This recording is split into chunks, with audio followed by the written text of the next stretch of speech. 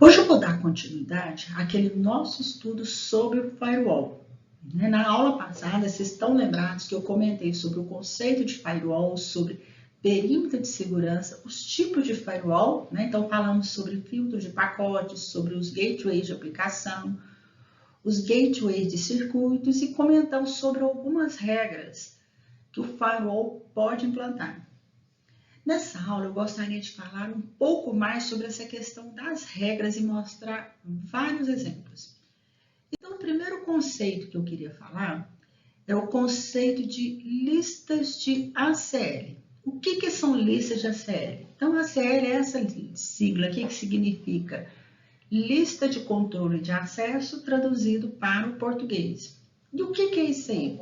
Então, normalmente, uma rede de alguma organização, cada uma das interfaces do dispositivo tem que ter uma lista de ACL, com regras do que pode e o que não pode passar naquela rede nos dois sentidos. E normalmente existe uma regrinha, que essas listas é uma sequência de regras, mas sempre a forma de avaliar essas regras é sempre assim, de cima para baixo. Como assim de cima para baixo? Eu vou te mostrar através de um exemplo, você vai entender isso aí perfeitamente. Então, imagina um roteador, que em nenhuma das suas interfaces tem essa coleção de listas aqui, nessa coleção de regras. Então, a primeira coisa que nós vamos observar aqui é o seguinte. Na aula passada, eu falei sobre dois tipos de política padrão, que é a política padrão do permitir, e a política padrão do descartar. O que era essa questão da lista padrão? Então, normalmente é assim, sempre um firewall ele analisa um conjunto de regras e se alguma daquelas regras não se aplicar ao pacote que chega até o firewall, o que ele faz? Aquilo que ele está lá na política padrão. Então, a primeira coisa que eu queria destacar nessa tabela com esse conjunto de regras é a política padrão, que desse firewall aqui é negar. O que isso quer dizer? Quer dizer que ele cria algumas regras do que pode ser feito, que são essas 4 regras que nós estamos vendo aqui. E se o pacote que chegar ao firewall não se aplicar a nenhuma dessas regras, o que ele faz? Ele nega tudo, Ele nega qualquer pacote, exceto aquilo que foi permitido. Vamos dar uma olhada nessas regras aqui, só para a gente entender como que funciona? Então, nessas 4 regras, a primeira coisa que a gente percebe que a ação que o firewall vai fazer é permitir a passagem do pacote em quais condições. Então, na primeira regra, observa o seguinte, que ele vai definir um endereço de origem, que no caso é 222.00/16. Perceba que esse é um endereço de rede. E o que isso quer dizer? Quer dizer que essa regra se aplica a qualquer host que pertencer a esta rede. Um endereço de destino que não seja 222.22.00/16, Então, nesse caso aqui, o endereço de origem pode ser a rede de alguma organização ou de alguma empresa, e esse endereço de destino pode ser de qualquer host que esteja na internet. Essa regra ela foi criada para o protocolo TCP, que é um dos protocolos de camada de transporte, mas que tem a porta de origem acima de 1023. O que é essa porta de origem acima de 1023? Então, normalmente, portas de numeração maiores são portas de clientes.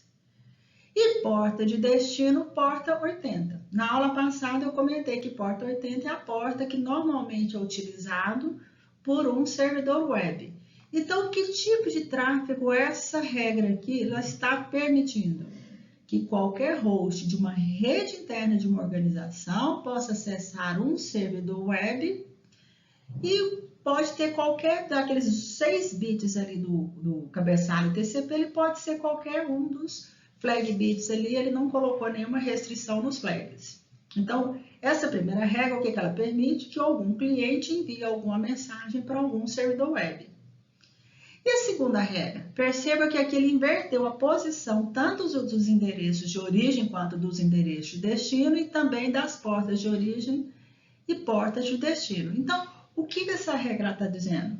Que qualquer servidor web que esteja em qualquer local da internet pode enviar uma resposta a uma solicitação feita por algum cliente naquela rede interna, desde que o flag bit esteja marcado a oposição a secar, ou seja, quando ele está marcando a secar, ele está reconhecendo aquele pedido ao enviar a resposta. Então, essas duas primeiras regras, o que ela está permitindo? Que qualquer usuário da rede interna possa navegar na internet, desde que seja HTTP. Percebam que não tem aí porta 443, que seria no caso de HTTPS. E essas duas outras regras aqui, ó. Percebam que aqui é o seguinte, ó. Se o endereço de origem for 222.00/16, ou seja, qualquer host da rede interna, enviar um pacote endereçado para fora dessa organização, ou seja, qualquer computador da internet, com o protocolo UDP, porta de origem de numeração alta, ou seja, porta do cliente, e porta de destino igual a 53, também é permitido. Qual o serviço que usa esse número de porta 53? DNS. Então, essa terceira regra, o que ela está dizendo? Que qualquer cliente de dentro da organização pode enviar uma requisição DNS para qualquer servidor DNS fora dessa organização. Né? Para quem não sabe, o DNS é o serviço que faz a tradução de nomes para endereços IPs, que é uma função essencial para quem precisa acessar a internet. Por fim, essa quarta regra, o que ela está dizendo? Está dizendo o seguinte, que fora da empresa e endereçada a qualquer host dessa organização, pode receber algum pacote com porta de origem 53, protocolo de transporte UDP e porta de destino, alguma porta de numeração alta. Então, o que ele está autorizando aí? Que um servidor DNS possa enviar uma resposta DNS. Então, em resumo, o que essas quatro regras estão liberando para algum usuário? Que ele possa acessar a internet. E se não for nenhum pacote de internet, o que ele faz? Aquele que está lá na política padrão, que é negar tudo. O outro tipo de pacote que pode ocorrer é o que a gente chama de filtro de pacote com controle de estado. O que seria isso aí? Então, isso é uma melhoria no filtro de pacote, né, tradicional. Né? Então, o que ele vai fazer além de fazer o controle daquelas regras lá do filtro de pacotes? Ele vai fazer o monitoramento de todas as conexões TCPs e essas conexões elas ficam guardadas num lugar que a gente chama de tabela de conexões. Como que funciona isso aí? Então, normalmente, quando um pacote ele chega num filtro de pacotes, o que ele vai fazer? Ele avalia todas as regras acerca daquele pacote para ver se aquele pacote ele está casando com alguma daquelas regras. E aí, nesse caso, ele libera o pacote? Não. Aí ele faz uma segunda verificação, que seria o quê? Se aquele pacote for TCP, ele é de alguma conexão que já está ativa ali nessa rede interna. Se tiver uma conexão ativa associada àquele pacote, aí ele libera. E se não tiver, ele não libera. E normalmente, o que ele está prevenindo isso aí? Ó? Imagina uma organização que possa aceitar que os clientes da rede interna naveguem na internet usando porta 80 para HTTP, o 443 para HTTPS.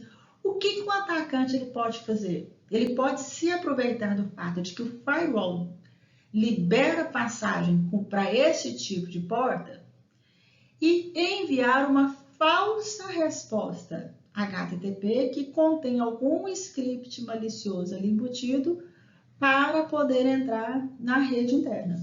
Então, o filtro de pacote com controle de estado ele vai justamente prevenir essa situação. Ou seja, ele vai aceitar as respostas? Vai, desde que algum cliente da rede interna tenha feito alguma abertura de conexão para aquele servidor web.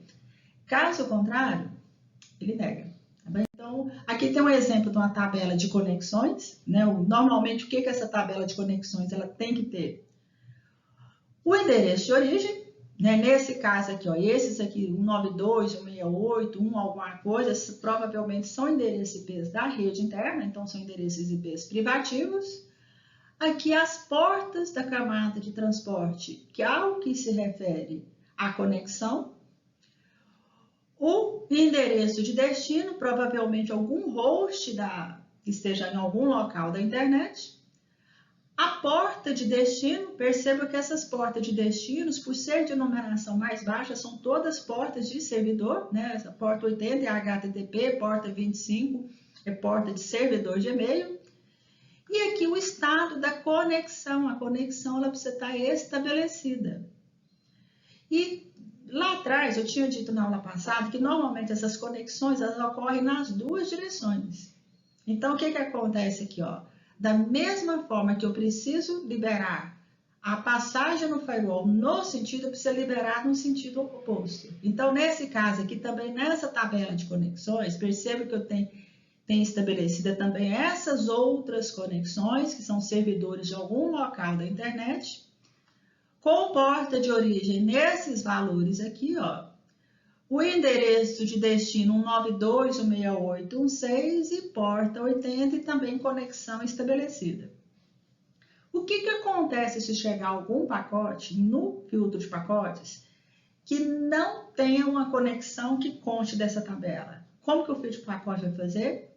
Nega o acesso. Mesmo que aquela pacote ele case com alguma das regras daquele firewall que permitiria aquele pacote passar por ele. Então, o controle de estado, a gente diz o seguinte, que ele é um recurso extra de segurança que é implementado para garantir que usuários maliciosos possam se aproveitar dessas permissões que normalmente já existem no firewall para poder enviar pacotes maliciosos para a rede interna. Algumas vantagens e desvantagens do filtro de pacotes, né? Então, a principal delas é porque ele é simples de implementar, né? Não é algo complicado, tudo que você precisa é determinar o que pode e o que não pode passar. Tá? Então, a partir do momento que você sabe, a configuração não é algo complexo. Ele é transparente para o usuário. O que isso quer dizer isso aí? Que o usuário, para usufruir dos benefícios do firewall, ele não precisa fazer nada, ele não precisa fazer qualquer configuração. O próprio firewall, como um elemento do perímetro de segurança, já implementa todas as medidas de segurança necessárias. E a terceira é a questão da velocidade. O firewall ele não vai consumir muito poder de processamento, ainda que haja um alto fluxo de pacotes e também haja uma grande quantidade de regras a serem processadas. Então, essas são as vantagens do filtro de pacotes. Mas será que tem alguma desvantagem? Tem sim. A primeira delas é que ele não examina dados da camada de aplicação. Daí, muitas vezes, a vulnerabilidade pode estar por ali. Mas aí, o que se faz nesse caso? Usa-se o gateway de aplicação, que é o que eu vou explicar daqui a pouco. Uma segunda limitação é que ele não tem nenhum suporte de autenticação de usuário, ou seja, você não pode fazer um login com seu nome ou com a sua senha pessoal no filtro de pacotes. Onde que normalmente se faz isso? Lá no gateway de aplicação, lá no proxy. Lá tem, porque a autenticação, gente, é função da camada de aplicação do modelo OSI, e não é o caso do firewall. Terceira desvantagem, a gente fala de dificuldade de definição das regras. Aí, pessoal, mas será que isso aqui não está contrariando a vantagem da simplicidade? Não, na verdade, assim, ó, nem sempre o usuário ele conhece todas as vulnerabilidades do sistema, né? Depois que você conhece a vulnerabilidade, o que deve permitir e o que deve ser bloqueado, aí realmente a configuração é muito simples.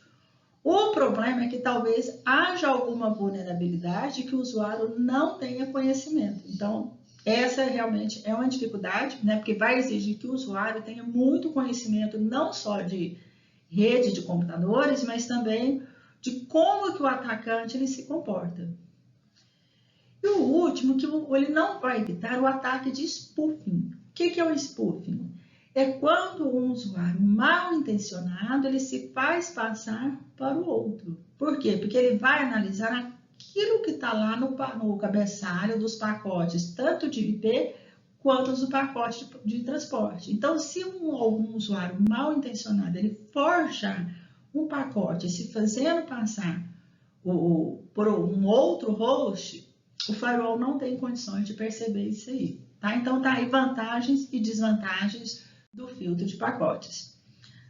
Alguns exemplos, né, de configurações que podem ser feitas no firewall. Então, uma delas aqui, por exemplo, vamos supor que existe um ataque de spoofing de endereço IP. Né? Eu acabei de falar que ele não consegue prevenir spoofing, mas tem algumas situações que com um pouco de perspicácia na configuração do firewall dá para perceber a existência do spoofing. Por exemplo, nesse caso aqui, ó, imagine que um atacante ele usa algum IP que é interno da organização, por exemplo, algum IP naquela faixa de IPs privativos, e envia algum pacote que venha de fora da rede, mas usando como endereço de origem algum host da rede interna. Será que o firewall tem condições de perceber isso aí? Tem, desde que seja configurada alguma regra que faça isso aqui, ó. Descartar pacotes com IP de origem interno, mas que esteja vindo da rede externa. Então, vai muito questão da perspicácia de quem está configurando o firewall. Um outro tipo de situação que se pode trabalhar, por exemplo, com um ataque que a gente chama de ataque de roteamento na origem. O que é isso aí? Existe uma mensagem do tipo ICMP que ela pode fazer redirecionamento de pacotes para que ele deixe de trabalhar com uma rota padrão com uma outra rota alternativa. E isso muitas vezes pode ser um problema de segurança? Pode sim. Mas aí como que se pode evitar esse tipo de pacote ICMP que faça um ataque de roteamento na origem? Então, a grande maioria dos firewalls, ele tem o costume de descartar todo e qualquer pacote ICMP que cheguem até ele, principalmente a pacotes ICMP que venham da rede externa. Por quê? Porque normalmente esses ataques ele vêm da rede externa. Então, para prevenir qualquer tipo de situação de pacotes ICMP indesejados, por exemplo, ping, traceroute, ou esse pacote de redirecionamento de rota, né? A ideia, normalmente, a maioria dos firewalls, ele já descarta todo e qualquer pacote ICMP que venha da rede externa. Então, tá aí alguns exemplos de como que se pode trabalhar em cima da definição de regras do firewall. E onde que a melhor posição do firewall, né, dentro de uma rede local de computadores? Então, aqui eu vou mostrar 3 situações. A primeira é uma topologia onde se vai usar um único firewall. A segunda, que é uma situação mais segura, que é o firewall duplo.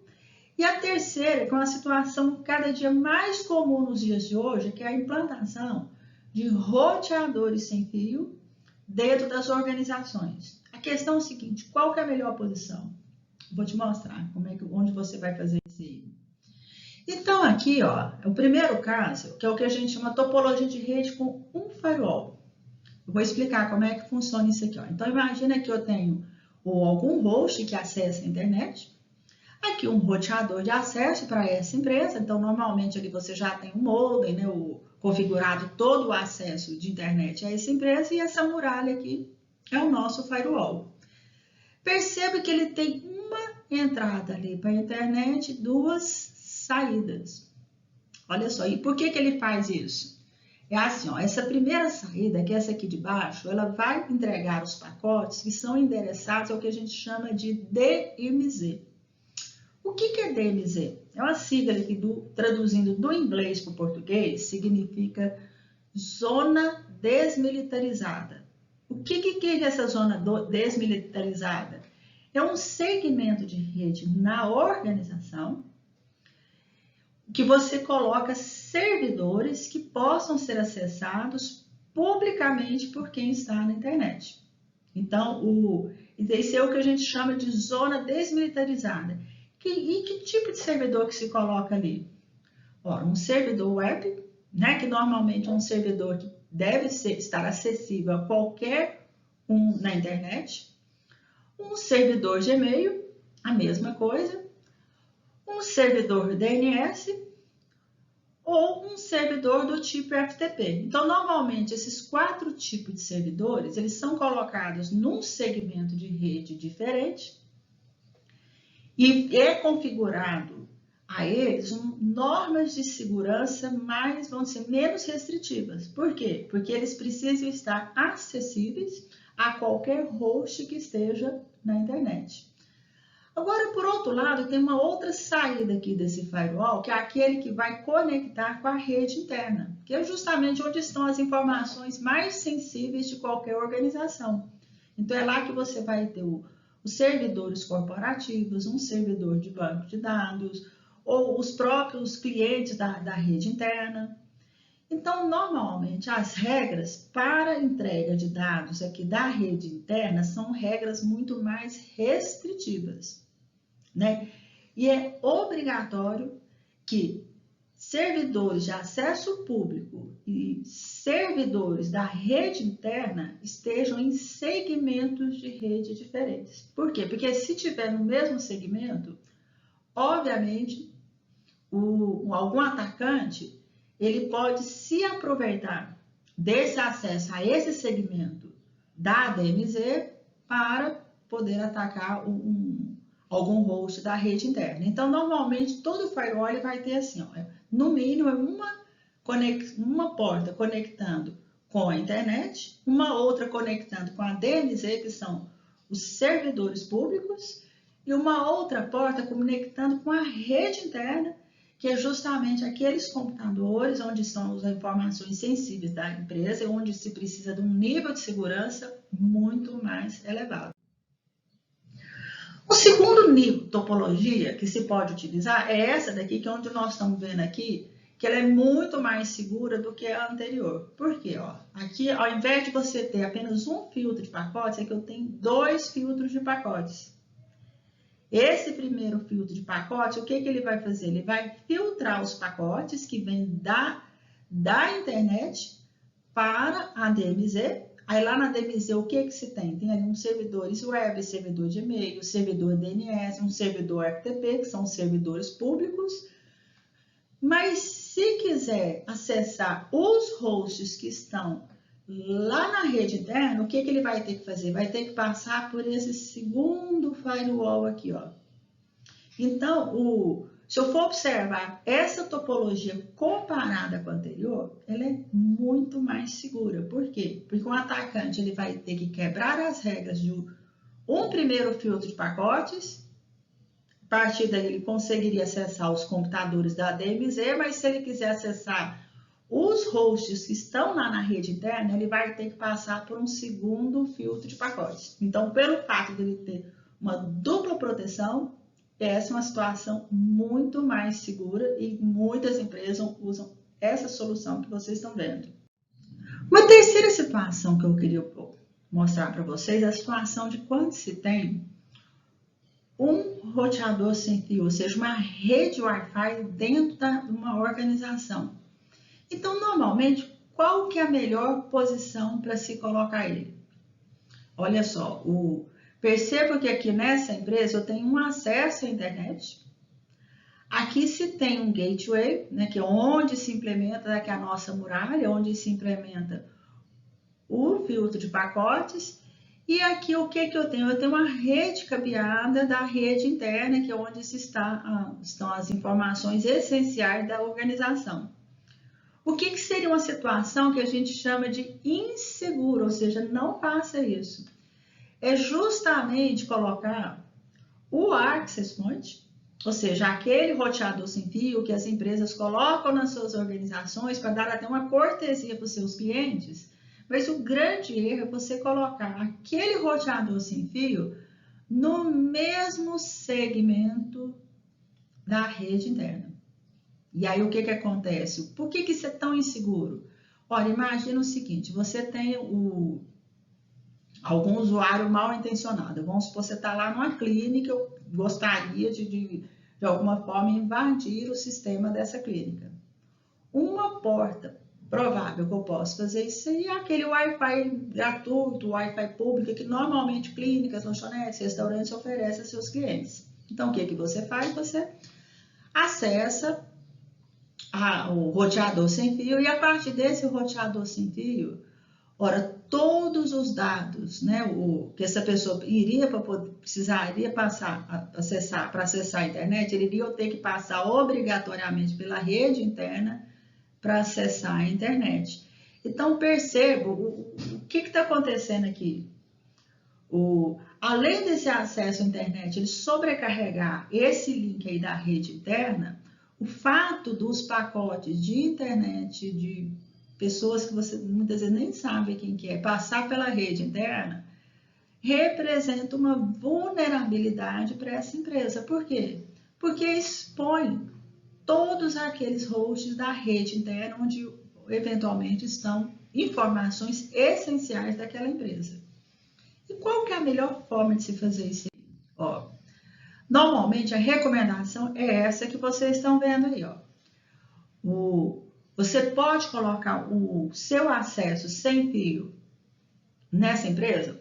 Pode, mas ao invés de conectar o roteador sem fio no switch da rede interna, a ideia é conectar ele ao filtro de pacotes.